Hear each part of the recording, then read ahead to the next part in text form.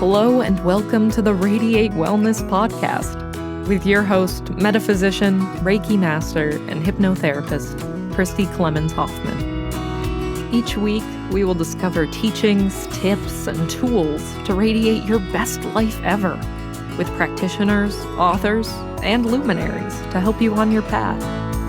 Wellness, joy, peace, abundance. What do you want to radiate? Welcome back to the Radiate Wellness podcast. Today we radiate knowledge with William Wildblood. William was born in London. After a period of working as an antique dealer, he left the UK to run a guest house in South India for several years, and then another in France, where he was also an occasional guide at the medieval abbey of Mont Saint-Michel. He returned to England at the end of the 20th century, and since when he's worked for BBC magazines in various capacities, including 7 years as an antique columnist, and now is the author of Earth is a School, which is a topic I could truly get behind. Hello, William. It's good to have you on here today.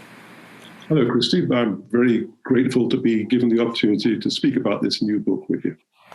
Yes, Earth is a School. You know, looking at your background, William, managing guest house, running tours, diving into the history of some of these places, is Earth is a School? Is that a departure for you? No, it isn't actually, because everything that you read out in the bio is peripheral to my main interest, really, because since my early 20s, my main interest has been in spirituality and religion. And I had certain experiences early on in life, which have set me on that path. And I've kept on that path all my life. So I've done certain things which come out in the bio, but the main focus of my life has always been the spiritual. Interesting. So I'm wondering if you had seen some kind of interesting things at the abbey of Mont Saint-Michel, perhaps with the history and the religiosity of it. And then also in South India, we tend to think of India as a very spiritual place. Did you encounter anything that was interesting there? Yes, several things, because in a way, the reason I went to India, which I did with a friend in the 80s, was to live a spiritual life without distraction, a life which is more meditative, contemplative. I never followed any particular Indian path, though I learned about many of them and I was very interested in them. Because I think of myself as a Christian. I always have, still do. Probably not quite the regular sort of Christian, but still Christianity is focal for me. And that's one of the reasons that I went to live in France, although I happened to be in a place near probably one of the most famous abbeys from the Middle Ages by coincidence. It's only because I met somebody who had a house for sale. He said, "We'd like to buy this house. I can't sell it. I want to get rid of it. I'll give it to you for not very much." So there I went again with a friend, and this was close to Le Mont Saint-Michel, which is extraordinary medieval abbey that's built on a little island in the Bay of Mont Saint-Michel. That sounds incredible. I can't even tell you what I would do with a property like that. It sounds amazing just to be there and soak it up and soak up the history and everything else. I'm sure it was haunted. Did you notice any spirits or? The house or the abbey? Yes, both, either. It may have been. I never saw any ghosts. I have never seen a ghost. I know people who have seen ghosts. I believe in ghosts. I'd quite like to meet a ghost, so I know that I wasn't frightened, that stand up to the ghost. But I don't think this house had been haunted. It had been because it was in Normandy. It had been overtaken or used by the Nazis in the Second World War, and there was some Nazi graffiti written when we stripped some of the paint off, which was, takes you back a bit. It takes you aback as well. Yeah. But there was no bad feeling when we were there. It was a nice feeling. And the abbey, I think ghosts probably belong to the lower levels of the next world. So in something like an abbey, unless you've got some monk who was a bad boy, you're probably not going to get ghosts, because the atmosphere will be purer and cleaner, and the place is spiritualized. So you don't get what you might call the lower vibrations of the ghost world. Although sometimes you do, because as we know, some monks are not quite as monastic as they ought to be. This is true. It's a place with that much history. I think I'm so interested because we're recording today on Halloween 2021, although this episode will air or publish sometime later, but it's kind of on my mind right now. So I thought it would be an interesting question concerning history, etc. So, let's talk about your book, Earth is a School. So what does that mean to you, Earth is a School? Well, it means that human souls come to this earth to learn spiritual lessons. And in my understanding, we are not created at conception or birth or whatever. We exist on a spiritual level before birth. Mm-hmm. And we come down to this world, which is a world of pain and suffering, as I think we all know, because there are certain lessons that we can learn here through challenge and hardship that we can't learn in the spiritual worlds, because the spiritual worlds are worlds of oneness and peace and bliss. And perhaps when human souls begin, they're one with life, one with God, but they're unconsciously so. They're not really aware of that. They're kind of bathed in bliss, but they have no real intelligence. If we think of these as little newborn souls, they're just sitting up there, and they have to come to a world where there is difficulty and where they have trials and tribulations, mm-hmm. through which they can become more aware of themselves, more aware of others, because I don't think the newborn soul on a spiritual level is particularly aware of other souls, because it's just in a state of pure bliss without awareness of anything outside that. Probably rather like a baby. I mean, the same patterns repeat themselves throughout life. So I sometimes think of it as like a baby at its mother's breast. So that's how we are with God at the very beginning. But we have to leave that to become mature souls, right? Because that's what the school is for. It's for making these little baby souls into gods. So how do you feel the density, the strife, the difficulties of the Earth School help shape these souls? Because of the challenge. Because in this world, we can experience, which we can't do as a newborn soul in the spiritual level. Because of this, it's like being bathed in a sea of bliss, really. You can't have any difficulty outside of that. But you come down to this world and you are asked questions. And when you're asked questions, you have to find answers. I mean, even a simple thing like having to earn your living is asking a question of you. But there are many other questions you're asked through your relationships, through your enmities even. You have to overcome what it is in you that creates all the negative feelings, which we all have. I mean, we might try and cover them up or pretend we don't have, but we all have them. It's a natural human thing to have these anger, jealousy, and all the rest of the list, which we all know. So we get those difficulties here, we get those challenges, and we get those tests and opportunities in a world of good and bad, of security and danger. Because I think that in heaven, in the pure spiritual world, we don't need courage because there is no danger. But in the later heaven, the kingdom of heaven to which we're destined, it does need people who have shown courage, because then they have that quality within them. You see what I mean? Yeah. And here is the place where you get tested for that. It brings out potential. That's what this world does. True. This is true. And just like any work of literature, even in film, if there's not a struggle, there's nothing for the main characters to grow from, and it would make a very boring story if there were no struggles. Well, that's exactly it, because who'd want to watch a film like that? Right, where everything is sunshine and rainbows, and then they live happily ever after. There's no arc. There's no trajectory for this soul to go to grow, and of course that's what it's all about. As Dolores Cannon said, when we come to forget, because we come here to forget all of these spiritual principles that we've learned, and what's the use of taking the test if you already know the answers? So, what is your feeling about why we don't remember that bliss when we come here? Why we don't remember all of the things we had learned on the other side when we come? Or do you?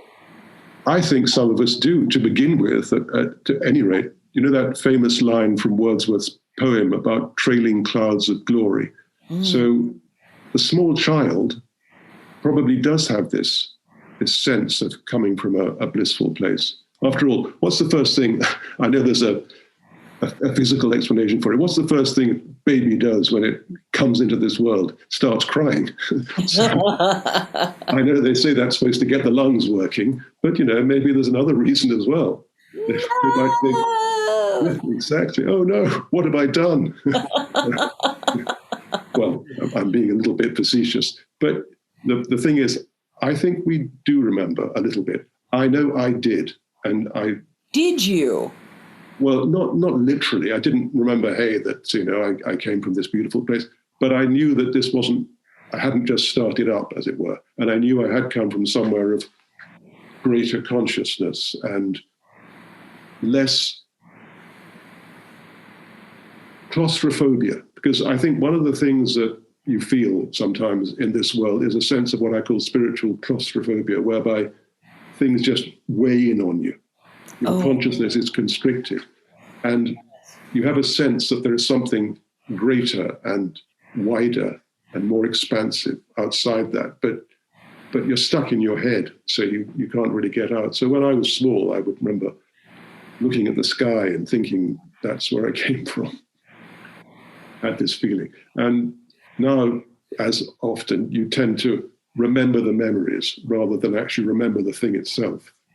When you get older, you remember remembering stuff, but you don't really remember the stuff with the same degree anyway. And I think that's right, because if you kept this feeling of spiritual bliss, you wouldn't be able to function in this world properly.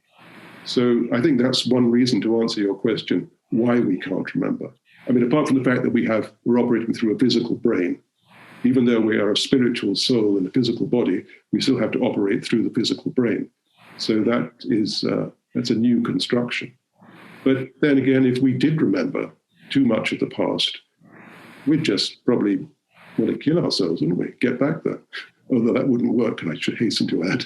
No, I should hasten to add that as well. It doesn't work like we might think it would. It's a terrible idea.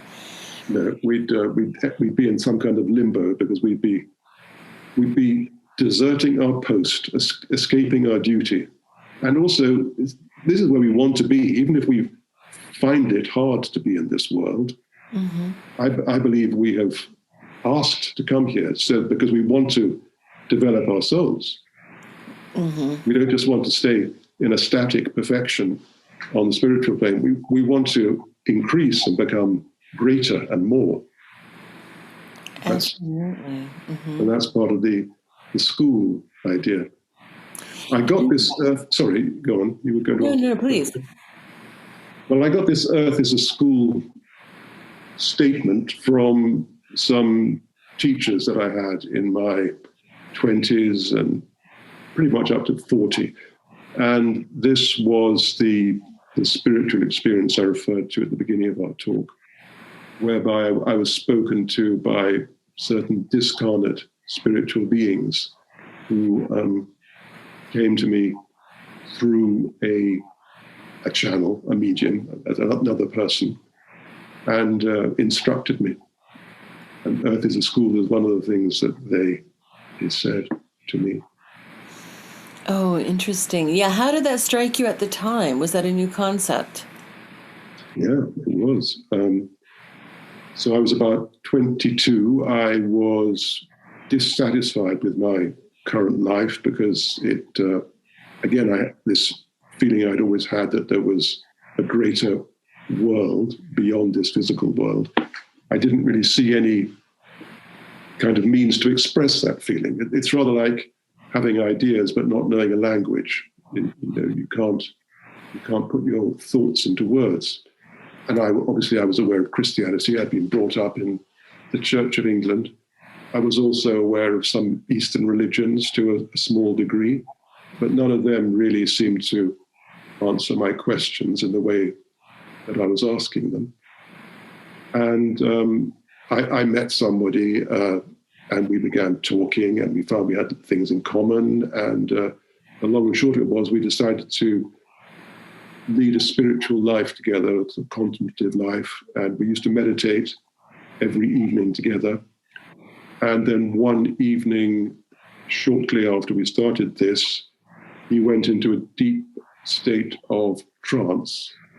And then another being spoke through him in a totally different voice. First of all, naturally, being the kind of cynical person that I was suspicious. I thought, first of all, you think, is this real? Is he putting this on? I knew him well enough by then at that time to know that he just wasn't that kind of person. He wasn't a bad person anyway. He was totally honest. Then you think, okay, even assuming this is a spirit of some kind, we know, and I did it by that time, that there are many levels on the next world. So what kind of spirit is this? Is this just some low spirit who's having fun at my expense, or who wants to receive praise, or somehow draw energy from this exchange? But it was very apparent very early on that these were noble spiritual beings. I say they because there were several of them who would speak to me over the course of the next 20 years, actually. But it was more intense to begin with, and then became less so as time went by. And they instructed me in the spiritual path. And, what was their connection to you? Had they known you before? How did they? Yeah. What is their connection to you? That is a great question. They said they had.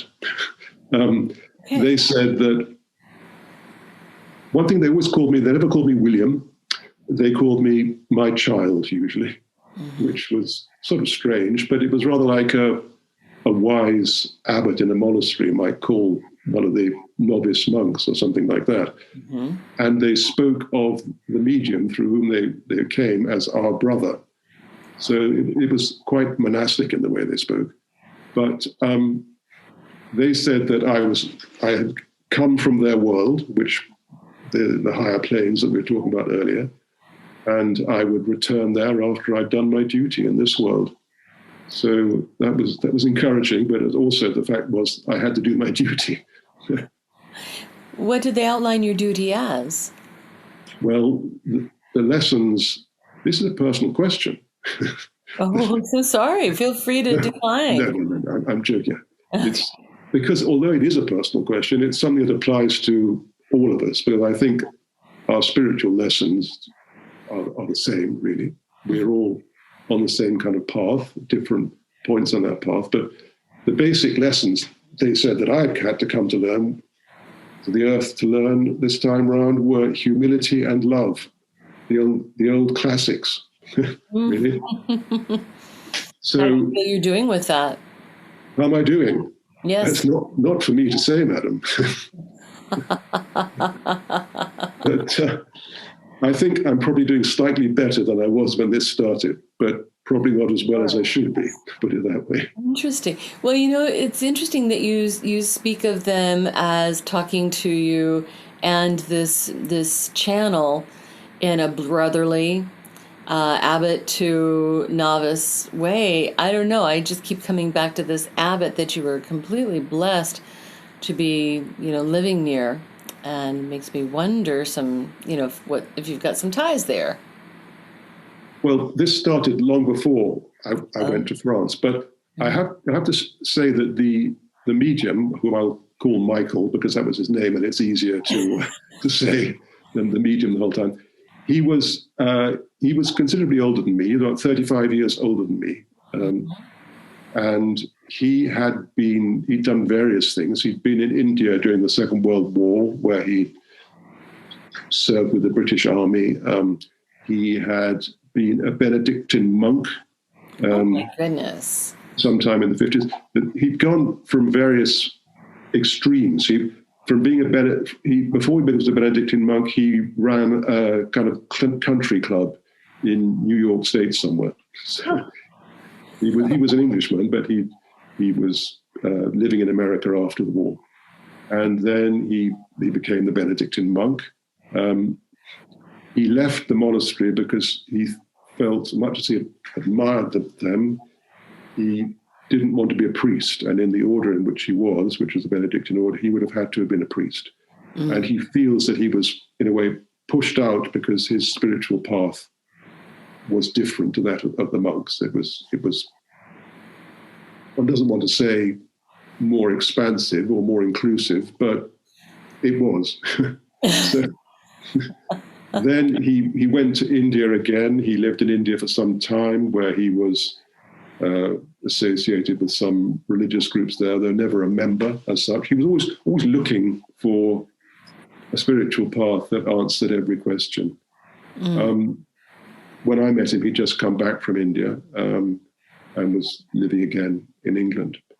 So he was the medium for these spiritual beings, and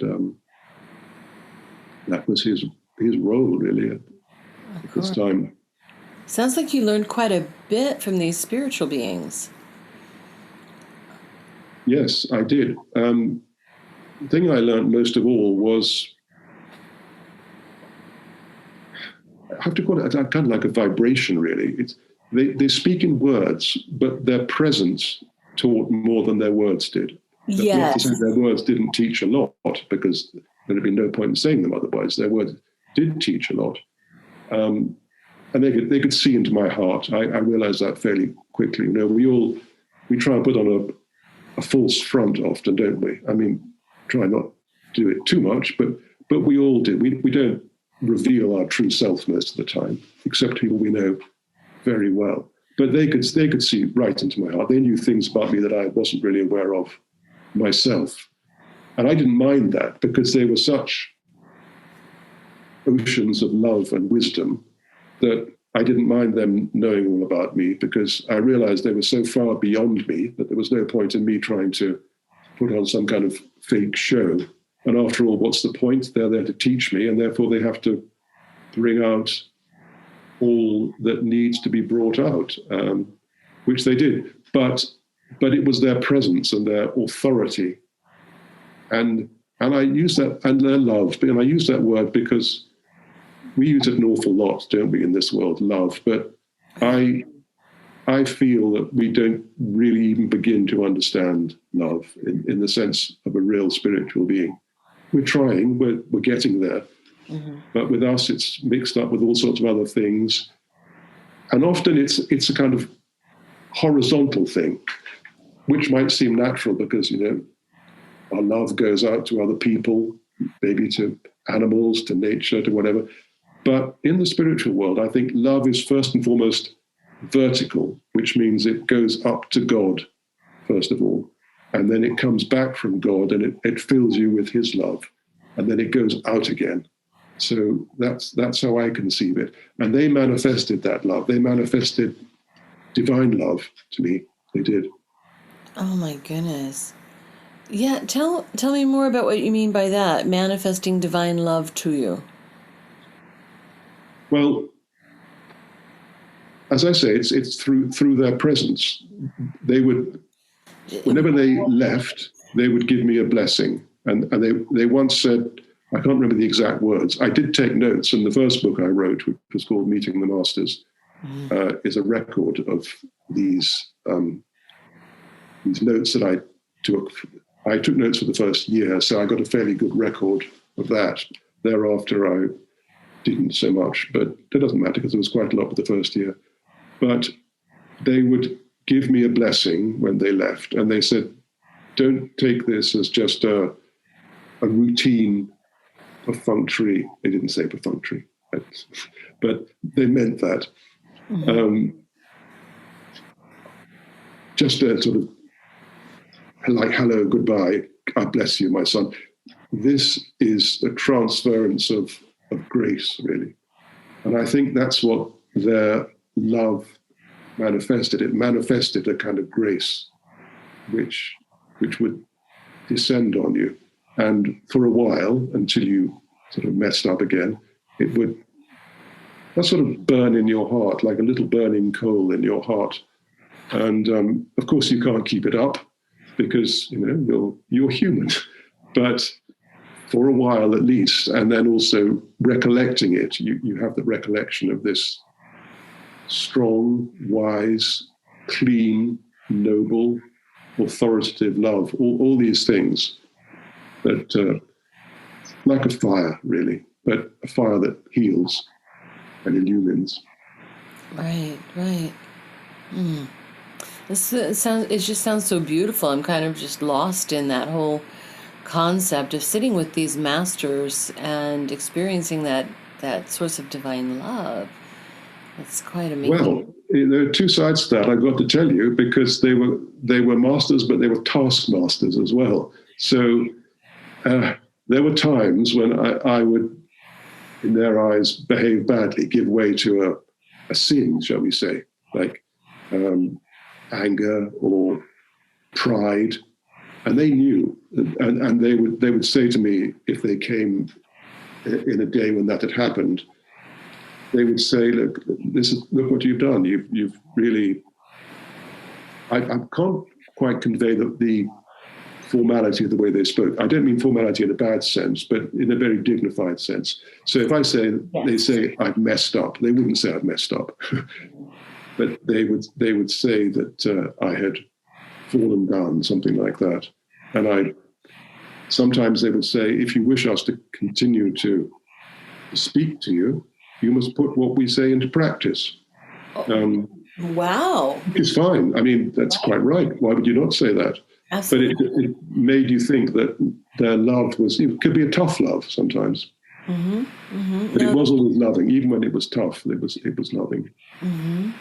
So in this analogy of Earth being a school, would these be the teachers, or would they be more like the administrators in the curriculum development? Well, I think they are teachers. That's certainly they are. But I think there are all sorts of teachers. I think in Christian tradition, we all have a guardian angel, don't we? A guardian angel, I don't think, is a teacher so much as perhaps a protector.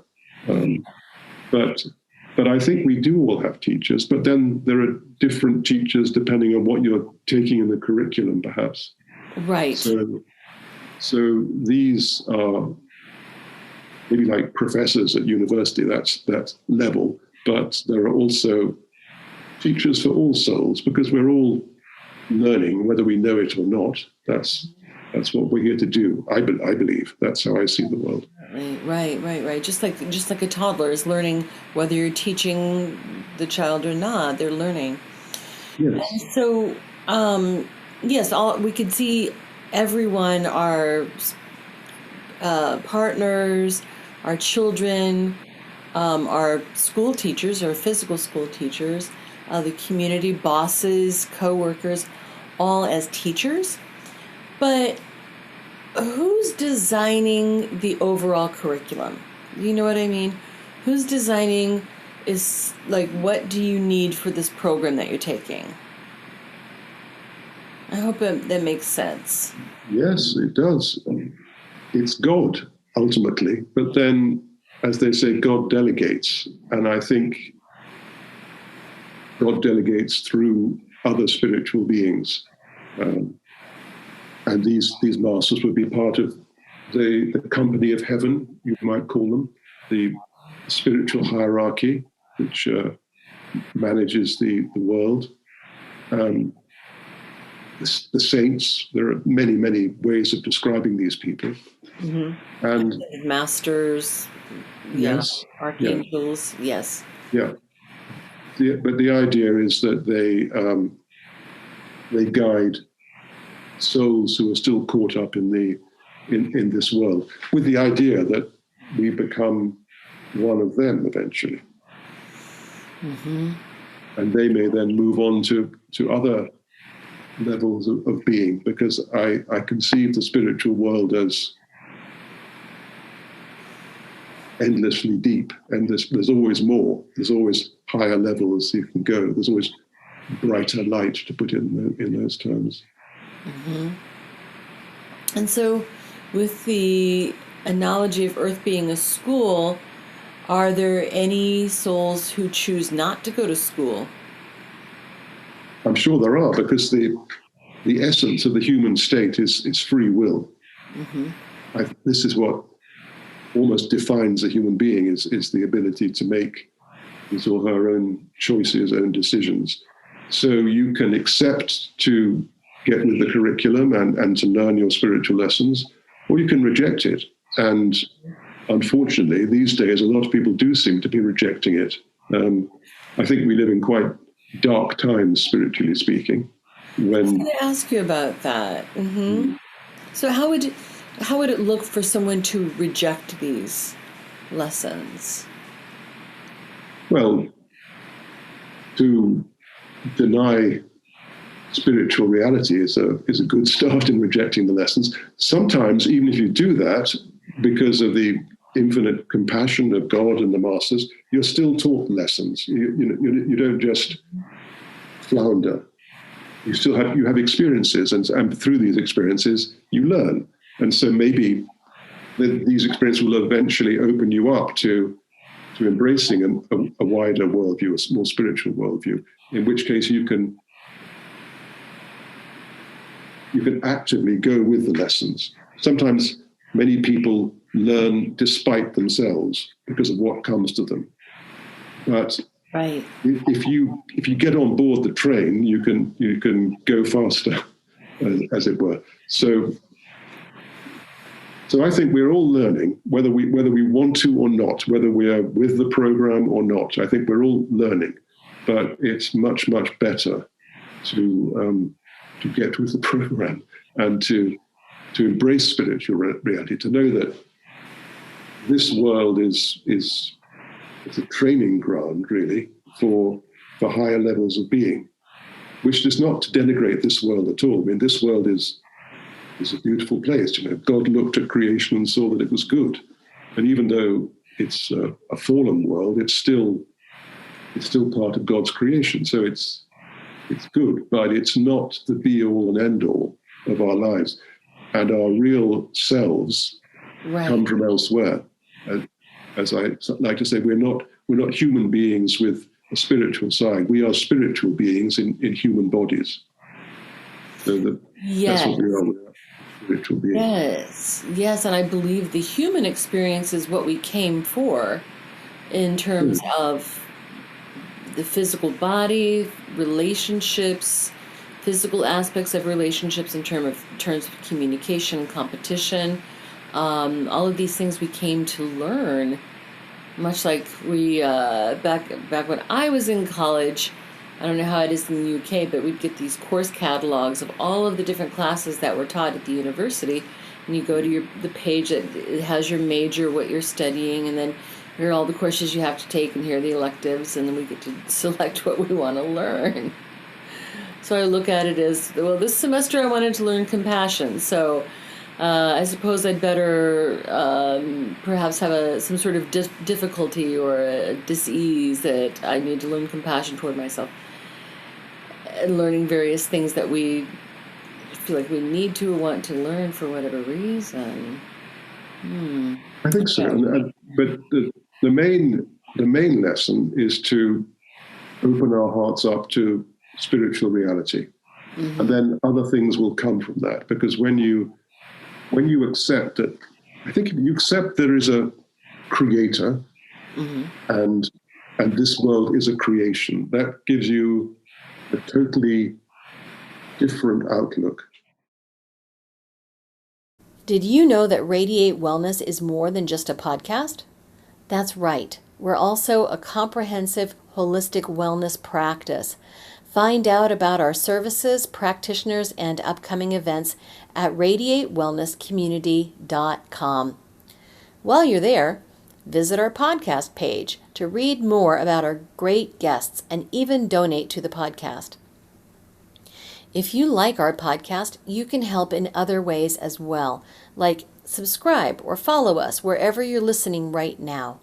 Tell a friend, a family member, or a coworker about the great content you find here.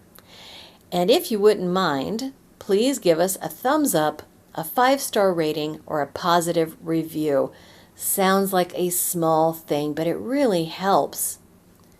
You might like to know about our Facebook communities while we're at it.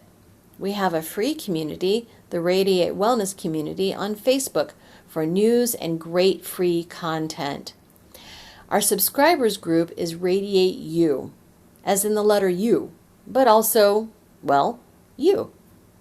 There you'll find curated replays of past classes, guest interviews, and more. And now, back to our podcast and back to our guest. And nowadays we talk a lot, especially now, about the environment, don't we? And yes. I don't like that word because I think that's a materialistic word, a way to describe the world in which we live. I think if we think of it as a creation, then a lot of problems are solved, but that we would know that we can use the creation. We're supposed to use the creation, but we shouldn't exploit it or degrade it. Or use it up. Mm-hmm. Or use it up. Or use it up, exactly. But we are meant to use it. We're meant to make a garden of the wilderness, as it were. I think that's a basic thing that comes through in the Adam and Eve story, when they were kind of stewards of creation, weren't they? Originally, that's what they were meant to be. But then, we just wanted to consume it all and spit it out. And of course, but if we see the world as a creation, then I don't think we'd do that so much, because we'd also know that there is more. There's more above us and around us, and we don't just have to grab everything we can now. Right, because that is rather a scarcity mentality. It's a limited mentality to take it all up and use it all up. That kind of makes me ask the question, so if Earth is a school, would Venus be a school, Mars be a school, Jupiter, Saturn, all of these other places? What other schools could there be? I don't know. I feel they must have some spiritual purpose, but how do I know? I really don't know. A lot of people say that some great spiritual beings live on Venus. Some people say that Mars was inhabited once and it was destroyed or partially destroyed. I have no idea. Your guess is as good as mine. But I don't think we really need to worry about that, because this is our planet and this is where we are. So this is where we're meant to be.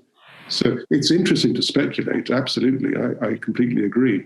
And I believe that all creation serves a purpose. Therefore, these other planets, they're not just lifeless chunks of rock or gas or whatever they might be.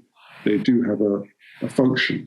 And of course, in classical religion, they were gods and goddesses, weren't they?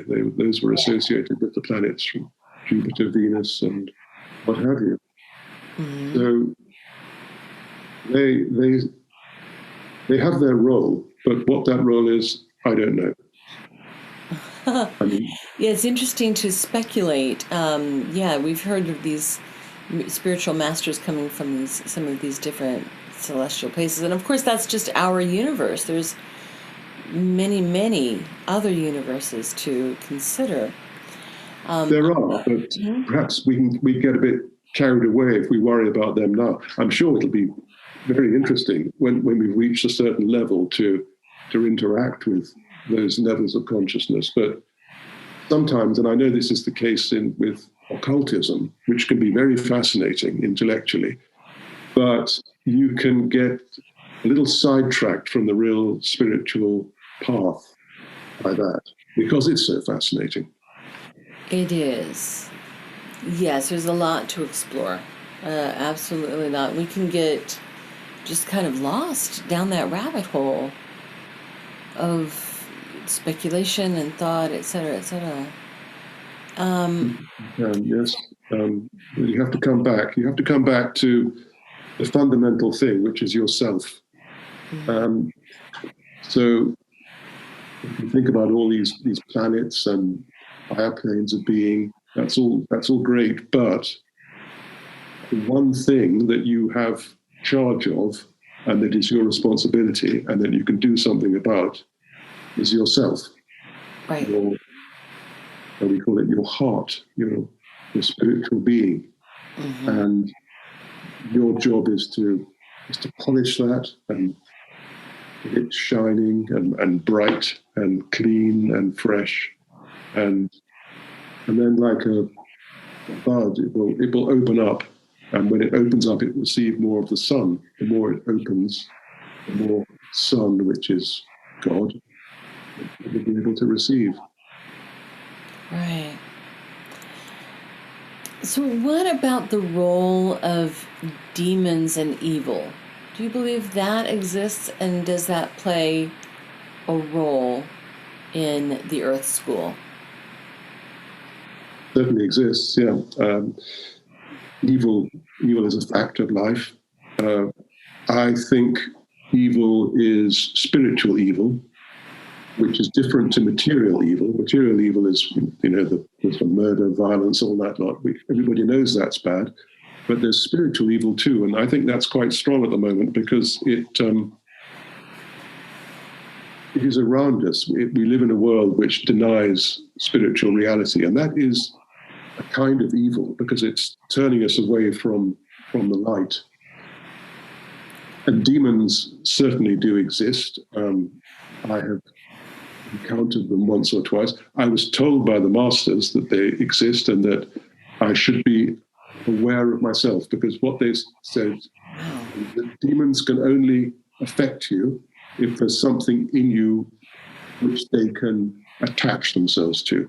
So imagine you have a little dark patch within yourself, which is some kind of sin to which you're attached. Now, the demons work on you by blowing on that little coal so it catches fire. But if you've got nothing in you that, of course, we all have something in us because we're not perfect, otherwise we wouldn't be here. But if you're aware of how these demons work on you to tempt you down the wrong path and to stimulate what's bad in you. So you have to be aware of what there is that's bad in you, whether it's anger, pride, lust, the whole gamut of the sins. Right. And then you've got to stand back from that, just be very conscious of it. And then if you feel this arising within you, you can just kind of detach yourself from it. Just let it go, dissociate yourself from it. But then demons also exist in a more worldly sense, right, where they're trying to detach human beings from spiritual understanding and lock them in this physical world. Because if we're in this physical world, then we are, if we only are in this physical world and have no comprehension of a higher world, then they're playthings to a degree. They can lead us all over the place because we don't have anything that reveals them to us, and no spiritual light that we can shine on them, so they will scurry away into the little dark corners. Right. I asked the masters once what these demons were. Mm-hmm. And they only said to me they are erring souls, which clearly they are. But whether they are like fallen angels, Right. I think some of them are. I think there's a hierarchy of demons as well. What the writer C.S. Lewis very wittily called a lowerarchy.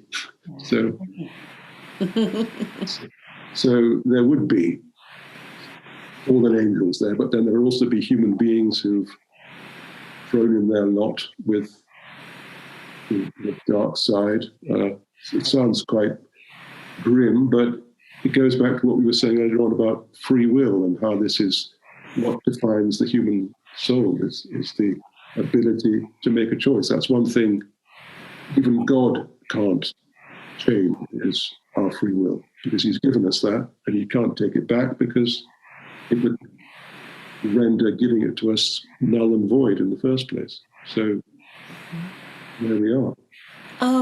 This is kind of an off-the-wall question, William, but what about extraterrestrials, those who do not necessarily belong to this planet, but who might belong to other planets? Do they have schools of their own? Do they come here for school? I'm sure there are such things. Mm-hmm. I think a lot of what we think of as extraterrestrials now could possibly be demons. A lot of what I hear about people who've been abducted, for instance, by them, it doesn't sound the sort of thing spiritual people would do. And I know there's a school of thought that thinks basically everything is extraterrestrials. But I don't think that. I think they exist. Whether they come in spaceships, that seems rather materialistic sort of way, or whether they exist on inner dimensions of being, and can manifest on the physical world sometimes, that would seem to be more likely, given the strange appearances of craft and so on, where they will sort of come into view and then disappear from view, almost as though they are materializing from another dimension, and then off they go again. And so the beings themselves seem to share a lot of links with fairies from traditional folklore. I think so too. Well, so this is this leads to another question: is what about the other beings that share this planet with us? The fairies, the divas, the angels, the elementals, the sprites, the leprechauns, all of those beings. Mm-hmm. Are they here to learn as well? I'm not sure if they're here to learn. Maybe they are, but they serve the world. The elementals and so on, they're kind of like the soul of nature. They tend the natural processes, I think. Mm-hmm. This medium I talked about, Michael, he was clairvoyant as well, and he could see these. Yes. Sometimes. And he would tell me he would see them darting around from flower to flower sometimes, like little bees. These are the small nature spirits thing. And then, of course, there are the great devas who are angels. Well, I think they're the same thing. In Christianity, we call them angels. In Hinduism, they're called devas, but I think they are the same being. So there is because the spiritual world is all hierarchy, there's a hierarchy of these beings too, who are probably on a different line of evolution to human beings, parallel evolution. But sure, they are there on the inner planes. Right. Just as part of the world as a whole, and interacting with humans, because they do interact with us quite a bit. They do with some people. I don't have any personal experience of that, but as I say, Michael saw nature spirits sometimes. Mm-hmm. Some people see angels, don't they? Yes, I have them living in my house and in my backyard, as well as everywhere in the neighborhood. I see them all over. You see what? The nature spirits? Yes. Yes, the fairies, How do they look to you? Do they take a form which is one that might be familiar to you, or do they seem as though you're seeing objective beings? Sometimes they do take that form, but more often than not, it's more of a glistening, shimmery energy that I perceive. I just see their energetic essence. I think that's possibly maybe what they are. We can sometimes put the form on with our own minds, but we're perceiving their essence, as you say. Yeah. Right. I think sometimes we just kind of fill in the blanks of what we know as an overlay onto something we don't understand. That makes a lot of sense. Yeah. I mean, the one time I have seen something like that was actually when I was with Michael. We were in somewhere in the Somerset in England. It's Glastonbury, it's called. It's a well-known town. Made stuff.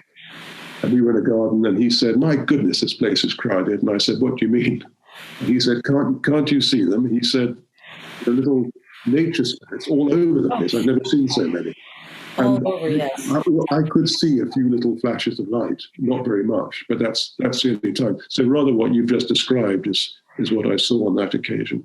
Oh, yes, and they do, yes, I do see them manifest as dashing little points of light as well. Yeah, they're beautiful to watch. So, I always want to take account of them, all of the nature spirits, and our companion animals. I don't know about that, but I've heard that there are such things. Yeah, they're sort of like mini angels, really, aren't they? Well, I'm speaking too of our companion animals, our pets, the animals that we choose to have go along on our journey with. Where do you feel that our animals, our dogs, our cats, our horses, our birds, our rabbits that we take into our home, how do you feel that they interact in this school? Everything is learning. All forms of life, even stones, minerals. Yes, all have consciousness. They say God sleeps. God sleeps in the stone. He dreams in the plant. He wakes in the animal, and he thinks in man. So there is divine consciousness in all life. Life couldn't be without divine consciousness. So animals are on their path, whether they're progressing to the human state or on their own path, I don't know. But God is in every form of life. Otherwise, it could not be. And Jesus said these stones would cry out if something, I forget what it was, but he talked about consciousness in stones, or what he said could be interpreted as there being consciousness in stones. So there is consciousness in even stones, but it's asleep. It's not conscious of itself at all, of course. Right. Or conscious in a way that we would recognize, perhaps, too. But what you said about Jesus, it was a question actually I had about your book, William, is that you mentioned Christianity and Christ throughout the book. What about some of these other religions? Buddhism, Hinduism. Well, Buddhism isn't really a religion, but Hinduism, Judaism, some of the polytheistic, pantheistic type of religions. Yeah, I mean, these are all approaches to the divine. I think that the highest approach is through Christ, because I think Christ brought something unique and special, and in a way healed the world which was broken. Because there's a couple of chapters in the book about the differences between Buddhism and Christianity.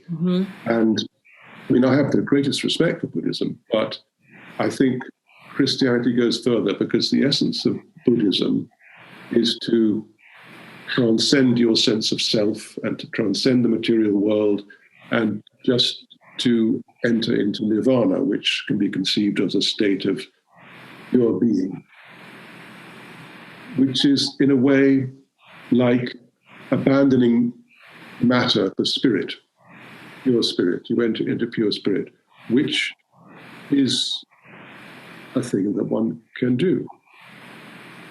But the material world, which for Buddha was a world of suffering and sickness, that's what started him on his original path, can be healed through Christ. And I think that's what Christ did. He healed the sickness in the world.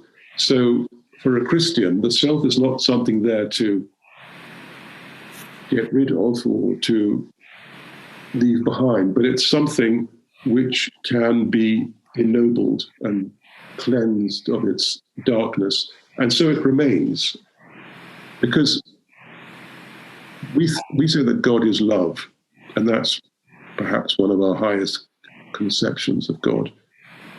But you can only have love if you have a self. If there's no self, you can have a kind of universal blanket compassion, but you can't have love, because love is it's a relationship between beings. And if you're going to have that, therefore you have to have the beings, and they have to be individual. If I love you, it's I love you. It's not just love. There are expressions of love. Love is expressed from something to something. And so I think what Christianity has that other religions lack to a degree is, well, first of all, it's Christ, and I think Christ is the personification of love, but it's also a strong sense of the personal, which is something that can be brought up. So eventually, matter and spirit are joined together. Matter is not left behind, as it really is in Buddhism. There sometimes we'll say, oh no, it's not, but it really is. It's transformed from within, and there's a kind of cosmic marriage between spirit and matter. And I think that's what the school ultimately, at the end of the day, is to bring about this cosmic marriage. Mm-hmm. I think the Buddha is a celibate, but in Christianity there is this joining together of spirit and matter, which is illustrated by Christ when he ascended. He took his body with him. He didn't just go off in a beam of light or whatever. Mm-hmm. His body was made into a thing of light, I think. That's the spiritualization of the material atoms, and he took it up into heaven with him. And ultimately, I think that's what we're all destined to do if we want to, if we go along that path, which is the path that's the highest path we can choose, I think. Right. Yeah. Yes. I see what you're saying. And it's beautiful, absolutely beautiful. But which is not to denigrate any other religion. All other religions are all paths to God, but I just think Christianity is the one that contains the greatest truth. It's the most complete. Well, it is the embodiment of the physical, of the human within the divine, and vice versa. So, yes, that's interesting. So what is the Earth School then to someone from one of these other traditions? How do they encounter this school? How do they move through it? Well, they have the same lessons to learn. It doesn't really matter what religion you're in. Okay. You're still, your goal is to become aware of spiritual truth. Mm-hmm. Most religions, other than Buddhism and certain forms of Hinduism, believe in God, believe in a creator. Right. The ones that don't rather seek to a kind of impersonal being. Now, if that's what they want, I'm sure they can get that. and they are, in a way, learning. I don't think they're going through the highest grades, though, if they do that. I think they're missing out on something. And it may be that when they, after their death, they find, actually, it could be more than this. I thought that the state of nirvana was the highest absolute truth. But maybe there's something more, because this is the good thing about the school, is there's no real end to it. There is in the earthly sense, then you graduate and you're free, but there's always more that one can learn. There's no end to the glories of the divine being. Mm-hmm. So yes, other religions, they are learning the same lessons, really. And most religions have very similar spiritual teachings. Mm-hmm. Yes, and along that vein, what would you say about then the agnostics, the atheists? I would say they need to wake up, really. I would say that, because they have surrounded themselves with a kind of barrier which stops them growing. They might get cleverer. They might get in modern forms. There's this transhumanism, isn't there, where you try and blend human beings with machines, which I think is diabolical. But they might go down that path, and they might learn through making mistakes what the truth is. They might experience the consequences of their thoughts and their wrong choices. But even atheists and agnostics can progress along the spiritual path to a certain degree. There'll come a point where they have to change, but they're not just damned. I'm not saying that at all. No. But I am saying that they are hampering themselves. They're stopping their proper development. They're like a butterfly that refuses to realize it's got wings. I've just got these big shoulders sticking out of my back, but can't do anything with them. So that butterfly can still walk around on the twig, but you can't fly off anywhere. You see, I do see those types of life, that is agnostic and atheist, as being like one of the many courses you can take in the Earth School. I see it as it could be something to learn from. Well, that's exactly, you could learn from that, but I still think you'd be better off breaking out of that shell, because it is a shell, because you're living in ignorance, because the divine reality is the truth. And if you're an agnostic, is a little different to an atheist, aren't they? I mean, you put them both in the same bracket, but I think an agnostic is more open. An atheist is somebody who is even more enclosed, I think. Mm-hmm. And they do need to break out of that atheism. I mean, the idea is that some of them, when the people who have denied an afterlife, when they die, will find themselves in almost like a dark room, and they have to open themselves up to the light to get out of that room, because they have, in their mind, and when you move on to the next world after you've left your physical body, your environment, your exterior state, it will be a reflection of your mental state. So they have created in their minds this mental state of nothingness. So that's what they'll get, and until they will experience that. And then also there will be beings that will come to them, will try to come to them and open things up for them, because God doesn't leave anybody alone. Beings, you mean angels, guides? Just other human souls in the next world. Yeah, whatever, whoever's available. Maybe their mother. Right. Absolutely. Someone like that who will come and say, "Look, here's a little doorway. You just come through this doorway into a bit more light." But and I think they will, because I think very, very few people are so caught up in denial that they would refuse it once they saw it. It's just, we have the misfortune at the moment to live in a world whereby atheism is very easy, because that's the culture, really. I mean, some people are exposed to religion when they're growing up. Fewer and fewer, it seems to me, have any real religious understanding. I mean, people have the religious understanding of children, because that's all they're given. They, a few little Bible stories or something, but they don't have any deeper awareness of a proper metaphysical grasp of life, because they're not offered that.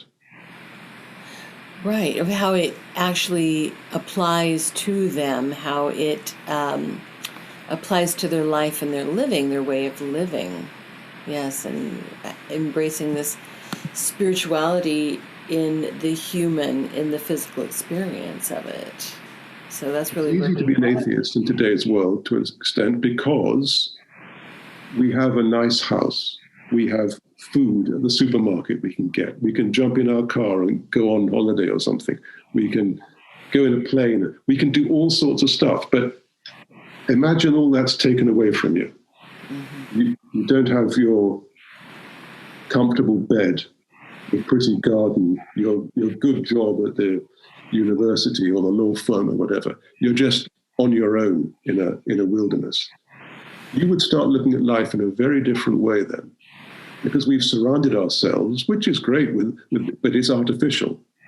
This artificial world we live in, it's not the real world. So it's easy to be an atheist in that kind of world. And then we have these philosophies which most people are given, which seem moderately convincing for materialism, but they're not really when you analyze them. They don't explain life. They don't explain consciousness. They don't explain love or beauty or goodness. They don't explain anything on a qualitative level. But people think they do. But that's because they don't really think hard enough, I think.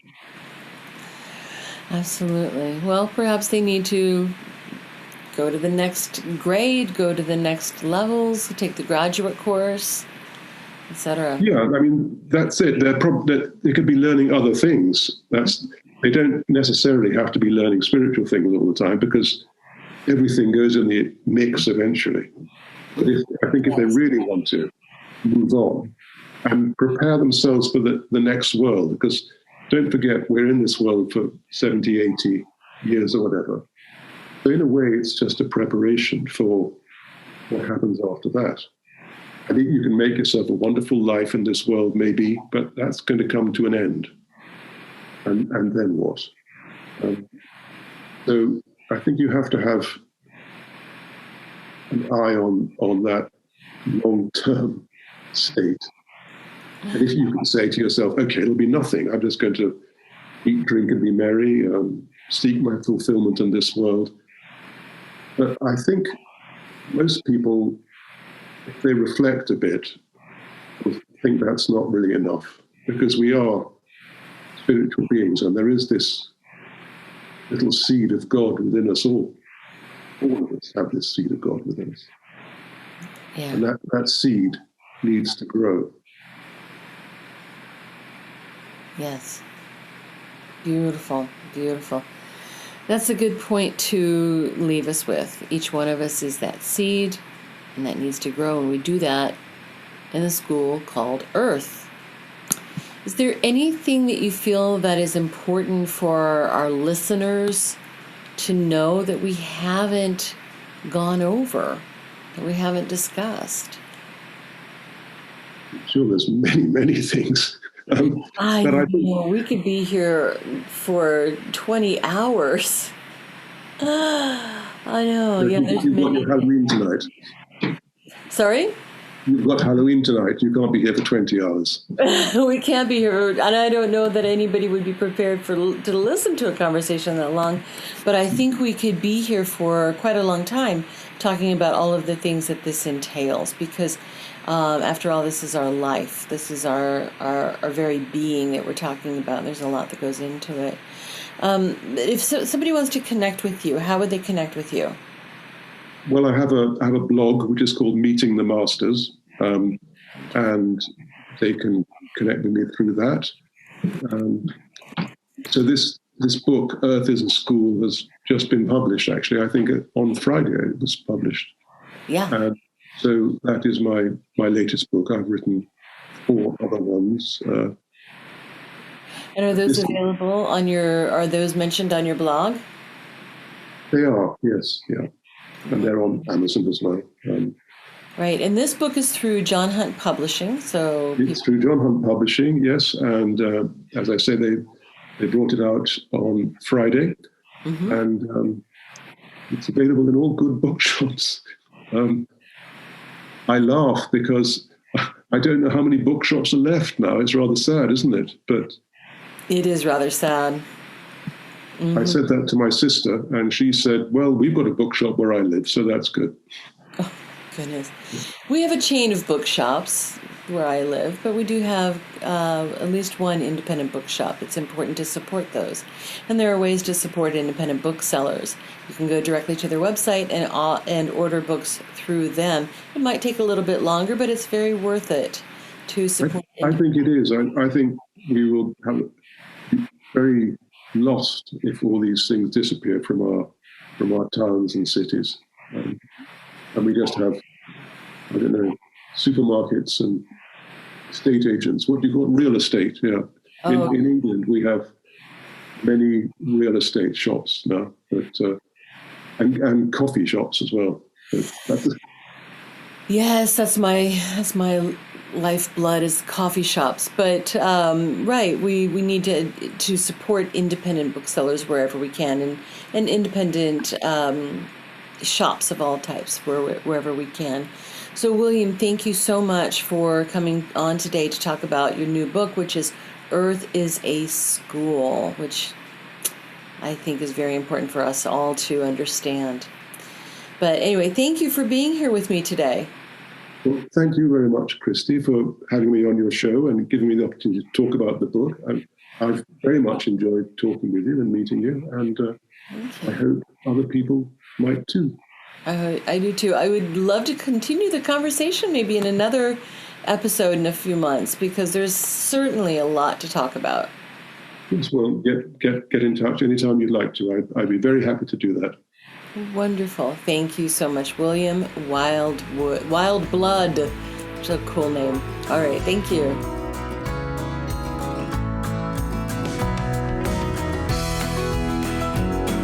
Radiate Wellness is an international community of holistic and alternative healers dedicated to helping you create spiritual, energetic, and physical well-being.